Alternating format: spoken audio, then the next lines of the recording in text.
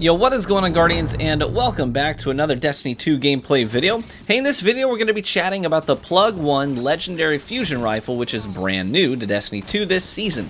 Let me just come out and say it right off the bat, that this Fusion Rifle just might be, and I say this with 100% sincerity, the best Legendary Fusion Rifle for PvP in Destiny 2. Now that's a big claim. I know it is. There's a lot of great fusion rifles that it has to compete with. Things like Glacioclasm and the Wizened Rebuke and the Exile's Curse and the Main Ingredient. I'm aware. And I'm going to validate that position here in this video. But the gameplay also speaks for itself. Watch the gameplay as I'm talking. Note the ranges that I'm one-tapping Guardians in PvP while they're moving, right? And while I'm moving too. It's not just a private match where some Yahoo is sitting still letting me pump a VOOP into him with, controlling the predictable recoil, and showing you the best case scenarios. This is heat of combat, lots of movement, and under heavy fire.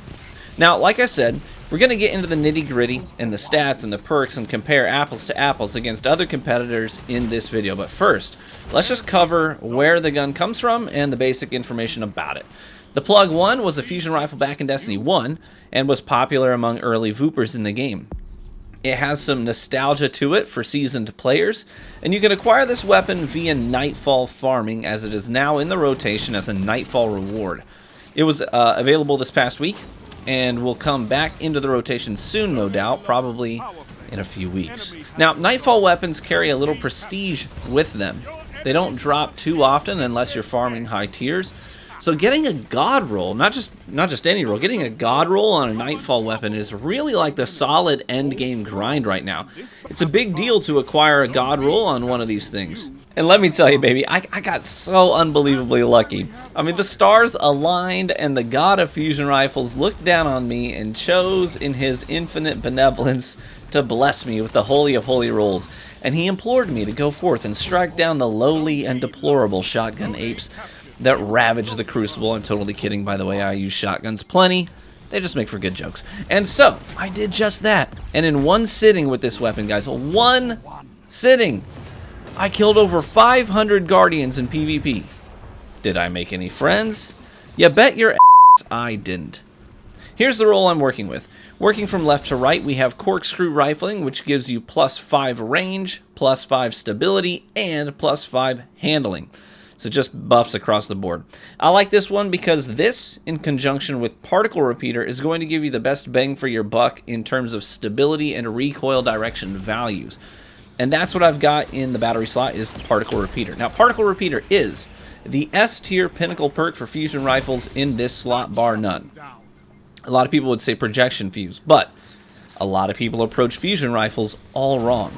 A lot of people think to themselves, gee, I want to kill people at long ranges, so I better look for an all-range buffing, roll. Range buffing options. Wrong. Remember the age-old saying regarding fusion rifles. Range caps, but stability slaps. And that's right, range caps, but stability slaps. And it's true, we found pretty early on in Destiny 2 that fusion rifles have a range cap where damage is going to start diminishing. And you don't need a big range value to hit that range cap. And anything beyond that on your range value is excessive. So when you start stacking range perk on top of range perk on fusion rifles, you're actually completely wasting your perk slots, and they're eventually doing absolutely nothing at all. And you might think, oh man, I'm killing people at good ranges, and it's sort of this placebo effect. You see your big range stat value, and you're like, this is why. That's not why. In fact, if you're stacking all these perks, you're completely wasting potential perk slots that could be doing other things for you. Your gun could be performing better than it is, and you might be happy with it, but it's blissful ignorance. You could be doing a lot more with that same gun if you picked some different perks instead. The most important stat value on a fusion rifle is without a doubt the stability value. Range isn't going to keep your projectile cluster nice and tight, and if you want to map people with a fusion, you need big stability values to help keep your projectiles nice and grouped together. Range caps, but stability slaps. You might argue, well, isn't aim assist tied to range? And the answer to that is a little complicated, but it's yes and no. But the short answer is that the aim assist value on the Plug One is best in class already. It's already the best in class. No other fusion in its archetype touches Plug One in the aim assist department. But we'll hit that in a little bit later, a little bit down the road in the video. Looking at the perks on my roll, in the first slot I have Under Pressure. Now this is an S tier pinnacle perk on a fusion rifle. It makes it so that you get more stability and accuracy when your magazine is at half capacity or less. Now this can't be changed by increasing the mag size. It only works off of the base mag size, so you can't bump that up. But the good news is that the Plug One has a mag size of 6 default, so you're in pretty good shape there. In PvP, you're spawning with 2 shots, so both of these are going to be receiving the benefits of Under Pressure. In this column, you have some other nice perks like Heating Up and Killing Wind, but those have to be activated with a kill, and those buffs expire pretty quickly, so it's a no-brainer for me. Under Pressure is the absolute best option here, and it's not even close. The next perk I got is an interesting one. I want to talk about this for a minute. The perk is called Cornered, and it's brand new to Destiny. Not only that, but as far as we can tell, this is the only weapon in the entire game that can roll with this perk. The description reads, faster charge time and draw time when surrounded by combatants. So basically, when there are multiple enemies in close proximity, you're going to have a faster draw time on your fusion if you don't have it out yet.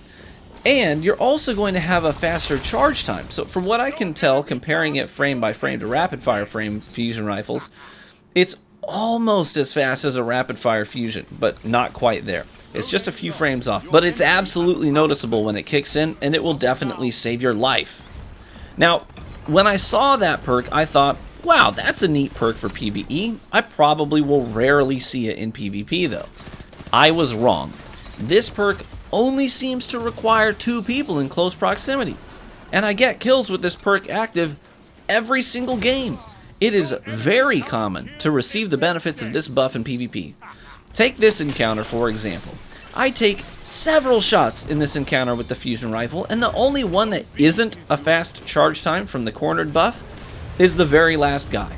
And that's because I killed everyone else, and he was the only one left standing, so I was no longer cornered anymore, right?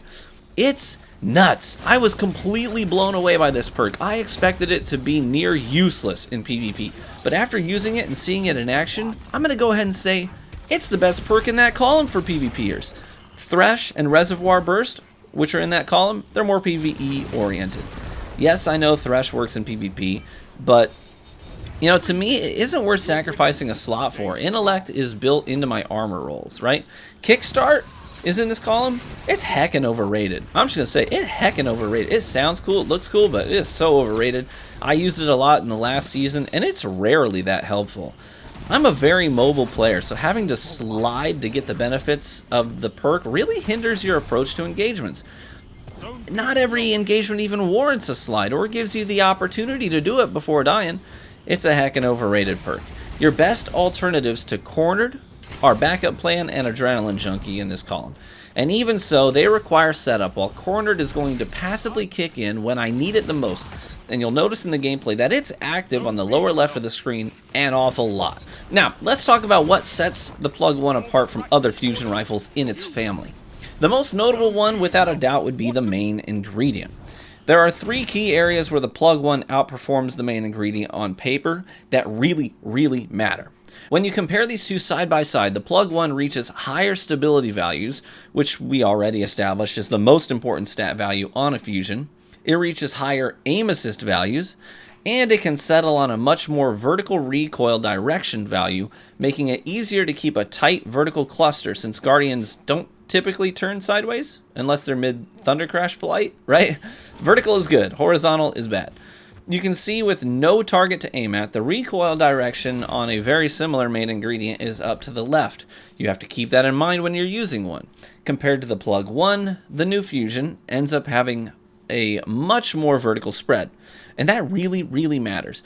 I tried also doing some comparisons with Epicurean, which I really wanted to love. You know, I put over 1,000 PvP kills on my Epicurean before ultimately deciding it's just way too inconsistent. And I had my opinion validated once again doing some neutral ground testing. the gun is wildly inconsistent, unfortunately. So, recoil direction is better on the Plug 1. It's worth noting that the main ingredient can roll with firmly planted, which is a big deal, right?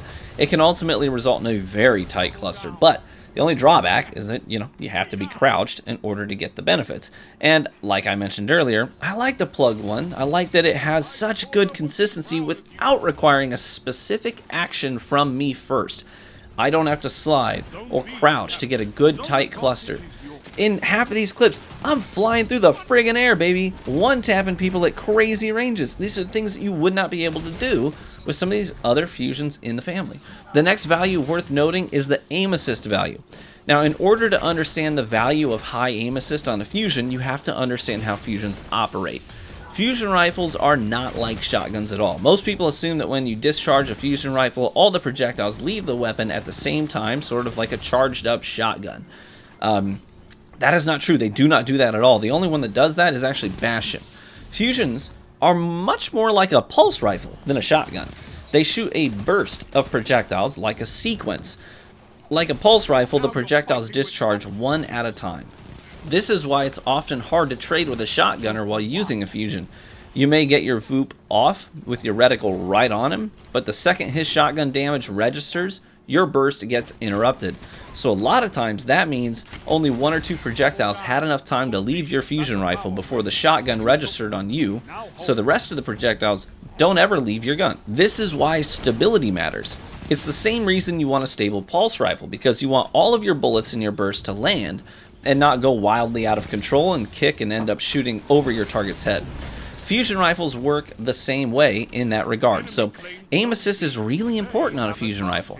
From what we know about aim assist, it works to help slow your reticle over targets, and it also works to keep your reticle stuck to a target to a certain degree while it's moving and you're moving. You can feel the aim assist work against you in some cases where you have to sort of tug your reticle off of a target to adjust to a different one. We've all experienced it. So from what I can tell, aim assist on a fusion rifle seems to work in direct contrast to recoil. So while recoil is trying to pull your sights up and away from where you initially aimed, aim assist is working against that recoil to try to keep your reticle from pulling off of your target. Now, recoil will always win that fight, but aim assist is going to try to mitigate the severity of that recoil. You can't see this when you're just shooting into a wall, but the recoil with no manual work to keep it under control left unchecked is noticeably less severe when your reticle has a target to try to stick to, take this gameplay for example, as opposed to shooting it into a wall. The aim assist on this fusion rifle is really high, and it works against its own recoil to keep the reticle on the target and give you more consistent one-hit kills. Now, these intricacies are easily overlooked. But one thing that we've learned about Destiny is that there are many, many moving cogs in the machine, and they often interact with each other to alter how the machine actually operates. When you look at the gears and the variables alone, separate from one another, you might think you understand what the machine is going to perform like. But when they start to all affect one another, the outcome is very different from what you expected. That's why the Plug 1 is so dang good. It's the way the values interact with one another that makes the magic happen.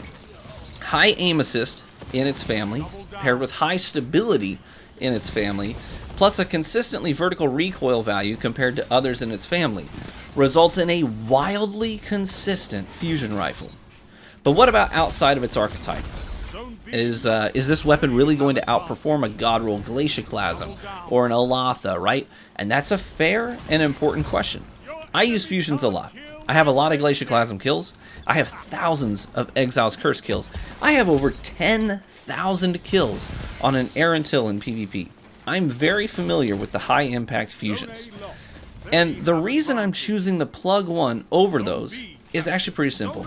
In a controlled environment, the Godroll high impact fusions may have better kill potential at further ranges, yes. But the Crucible is not a controlled environment.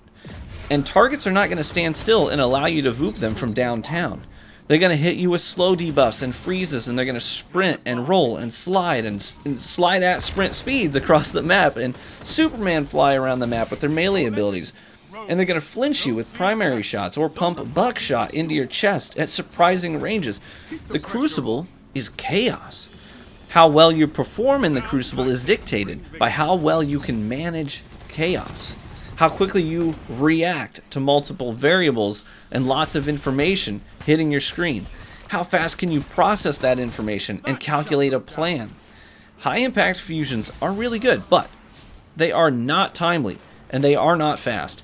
And oftentimes you simply get overwhelmed and you can't keep up with what's happening with a slow-firing, hard-hitting fusion rifle. There are lots and lots of engagements in this gameplay that I was able to come out on top when the odds were stacked against me.